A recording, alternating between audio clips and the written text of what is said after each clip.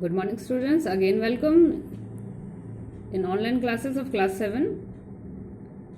Previous class में हमने इस चैप्टर को छोड़ा था, इन्वायरमेंट चैप्टर हम पढ़े थे और उसमें हमने इसको पढ़ाया था। तो मैंने आपको आपकी बुक से कंपोनेंट ऑफ द इन्वायरमेंट पढ़ा दिया था, बायोटिक और इन्वायरमेंट पढ़ाया था। ये बायोटिक इन्वायरमेंट, नेचुरल इन्वायरमेंट के एलिमेंट्स हमने पढ़ने थे, ठीक है ना। तो आज हम यहीं से स्टार्ट कर गए। नेचुरल एनवायरनमेंट के 4 डोमेन्स मैंने पढ़ाए थे आपको, जैसे लैंड, वाटर, एयर। तो लैंड वाटर जो हो गया वो लिथोस्फेयर हो गया, वाटर जो हो गया hydrosphere, and air is atmosphere. Plants and animals are included in the biosphere. तो ये सारे एलिमेंट्स हैं बायोस्फेयर इसके नेचुरल एनवायरनमेंट के। तो एक एक करके हमने सबको पढ़ना है। तो ये फर्स्ट टॉपिक है आपका लिथोस्फेयर का। देखिए, lithosphere, it is a solid crust or the hard top layer of the earth. It is made up of rocks and minerals and covered by the thin layer of soil. Lithosphere यानी land surface जो एक domain है, जो solid portion है हमारे अर्थ का, जो solid portion है उसको लिथोस्फेयर कहते हैं। तो सॉलिड क्रस्ट पोर्शन है जो किससे बना है, इसका हमारे अर्थ का जो टॉप कवर है, सबसे ऊपर का लेयर है, जो टॉप लेयर है उस जो रॉक्स और मिनरल से बना है, हार्ड सरफेस है। और उसके ऊपर जो है एक पतली सी लेयर है, थिन लेयर है किसकी, सॉइल की, उसको हम लिथोस्फेयर कहते हैं। आपने वेरियस लैंड फॉर्म्स पढ़े हैं ना, जैसे लाइक माउंटेन्स, प्लेट्यूज, प्लेन्स, ये सारे जो हैं वो लिथोस्फेयर पर। तो लिथोस्फेयर एक मोस्ट इम्पॉर्टेंट डोमेन है। सारे ही सारे जितने भी डोमेन्स हैं वो सब के सब हमारे लिए काफ़ी इंपॉर्टेंट है, और उसका एक पार्ट है लिथोस्फेयर। यहाँ इंपॉर्टेंस लिखा हुआ है, importance of lithosphere. First is forest and grassland for grazing. अगर लिथोस्फेयर नहीं होगा तो फॉरेस्ट कहाँ से होंगे, और फॉरेस्ट नहीं होगा, क्रॉप्स नहीं होंगे, ग्रासलैंड नहीं होगा, तो लिविंग ऑर्गेनिज्म बाकी जो है हम ह्यूमन बींग्स और एनिमल्स भी नहीं होंगे, क्योंकि इनडायरेक्टली जो है हम सारे जो हैं वो लैंड पर ही डिपेंड करते हैं। लैंड फॉर एग्रीकल्चर नहीं है इसकी, अगर लिथोस्फेयर नहीं होता तो ह्यूमन सेटलमेंट कहाँ होता, घर कहाँ बनाते, कहाँ स्टे डाउन करते। और सोर्सेस ऑफ मिनरल वेल्थ, ये चारों इंपॉर्टेंस है इसके लिथोस्फेयर के। नेक्स्ट है हाइड्रोस्फेयर, पानी, वाटर। अर्थ पर जहाँ भी वाटर प्रेजेंट है, एक छोटा से छोटा पडल से लेकर large ocean, all are the part of the hydrosphere. The domain of water is referred to the hydrosphere. It refers the presence of water in all its form.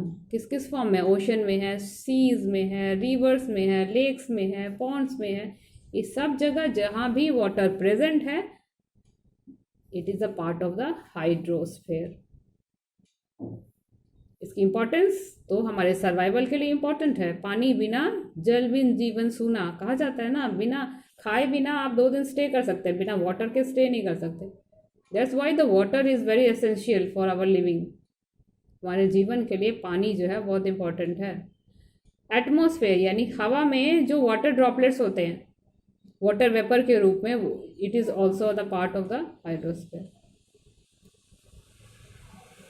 ये पूरा एक साइकिल चलता है, आपने पढ़ा होगा ना, वाटर साइकिल, हाइड्रोलॉजिकल साइकिल में पढ़ा होगा आपने।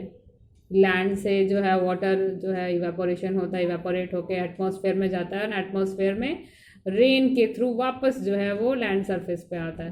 हाइड्रोलॉजिकल साइकिल से पानी जो है, वाटर जो है, जितना है आज उतना ही कल भी रहेगा, हमेशा रहेगा उतना का उतना ही। तो हाइड्रोस्फेयर बोले। The first domain is the lithosphere, second is hydrosphere, and the third domain is atmosphere. Atmosphere means air.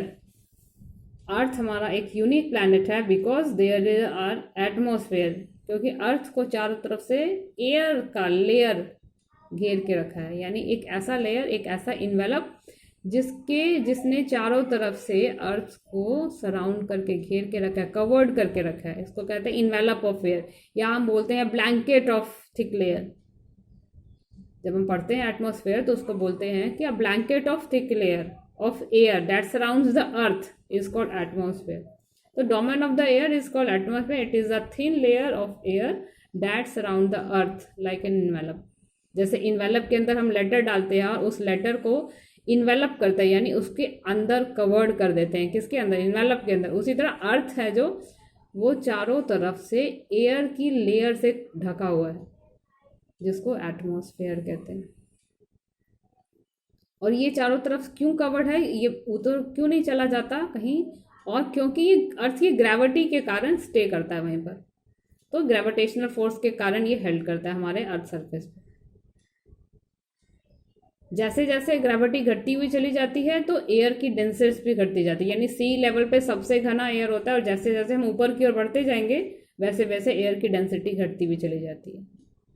इसकी कई इंपॉर्टेंस है। हमारा अर्थ एक यूनिक प्लैनेट इसीलिए है क्योंकि एटमॉस्फेयर है। अगर हमारे अर्थ पर एटमॉस्फेयर नहीं होता तो मे बी लाइफ भी नहीं होती, क्योंकि अगर एटमॉस्फेयर नहीं होता तो डे के टाइम में हमारा अर्थ जो है इतना हॉट होता कि everything going to be melt, और रात के समय जिस समय सन की हीट नहीं होती तो रात में इतना ठंडा होता कि सब फ्रीज हो जाता। तो because there are presence of the atmosphere the life is present. तो it protect us from the harmful rays and moderate the temperature. मैंने बोला ठंडा और गर्म वाला जो एग्जाम्पल बताया, तो ये हमारे टेम्परेचर का कंट्रोल करता है। एटमॉस्फेयर हमारे टेम्परेचर का कंट्रोल करता है, इसीलिए यहाँ लाइफ प्रेजेंट है। और साथ ही साथ हमारे एटमॉस्फेयर जो है हमारे हार्मफुल रेज, जो अल्ट्रावायलेंट रेज होती हैं, उसको भी, उससे भी हमें बचाता है। तो thick layer of air that surrounds the earth is called atmosphere. और ये कई गैसेस से बना हुआ है। हमारा एटमॉस्फेयर मिक्सचर ऑफ गैसेस है, कई मिक्सचर है, गैसेस हैं, कई चीज़ों का मिक्सचर है। जैसे है नाइट्रोजन है, सबसे ज़्यादा अमाउंट में नाइट्रोजन है, 21% ऑक्सीजन है, एंड अदर गैसेस में आता है carbon dioxide, organ, neon, plus water vapour और डस्ट पार्टिकल्स आते हैं। ये सारा मिक्सचर जो है एटमॉस्फेयर का ही पार्ट है। द लास्ट इज है बायोस्फेयर। बायोस्फेयर को समझने के लिए आपको ये ग्राफ में दिखाती हूँ। देखिए इस पिक्चर को देख लीजिए, ये बायोस्फेयर है। बायोस्फेयर कोई अलग एक स्फेयर नहीं है, जहाँ भी लाइफ प्रेजेंट है। यानी अगर लाइफ हाइड्रोस्फेयर में है, यानी जो सी क्रिएचर होते हैं, एटमॉस्फेयर में प्रेजेंट लिविंग ऑर्गेनिज्म, या लिथोस्फेयर में प्रेजेंट जितने भी लिविंग ऑर्गेनिज्म हैं, ऑल आर इंक्लूडेड और are the take interaction between the 3 domains, जिसको बायोस्फेयर कहते हैं। जहाँ भी लाइफ प्रेजेंट है, इन तीनों स्फेयर में जहाँ भी लाइफ प्रेजेंट है वो बायोस्फेयर कहलाता है। तो सब आपस में इंट्रैक्शन करते हैं, ये चारों डोमेन्स जो है आपस में इंट्रैक्शन करते हैं। अगर प्लांट को ग्रोथ चाहिए तो प्लांट जो है वो बायोस्फेयर का पार्ट हो गया, क्योंकि बायोटिक कंपोनेंट है। और उसको उगने के लिए, ग्रोथ करने के लिए सॉइल की ज़रूरत है, यानी लैंड की ज़रूरत है। तो लैंड जो हो गया वो लिथोस्फेयर हो गया। तो दोनों ने आपस में इंट्रैक्शन किया। प्लांट की ग्रोथ के लिए एटमॉस्फेयर की भी, यानी एयर की भी ज़रूरत है, तब भी आपस में इंट्रैक्शन किया। वाटर बिना लिविंग, कोई भी लिविंग ऑर्गेनिज्म बिना हाइड्रोस्फेयर के सर्वाइव नहीं कर सकता, तो भी आपस में 2 डोमेन्स ने इंट्रैक्शन किया। तो जो चारों डोमेन्स हैं आपस में इंट्रैक्ट करते हैं। All the domains are interact with each other.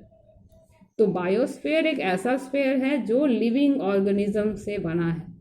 जहाँ भी लिविंग ऑर्गेनिज्म प्रेजेंट है वो बायोस्फेयर है यहाँ।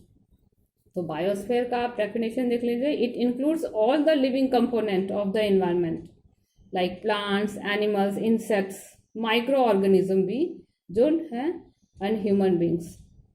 ये एक ऐसा नैरो जोन है of the earth where land, water and air are interact with each other. Copy में मैंने नोट्स में बनाया है लिथोस्फेयर को, आप देख लीजिए। Lithosphere, it is the solid part of the earth that is made up of rocks and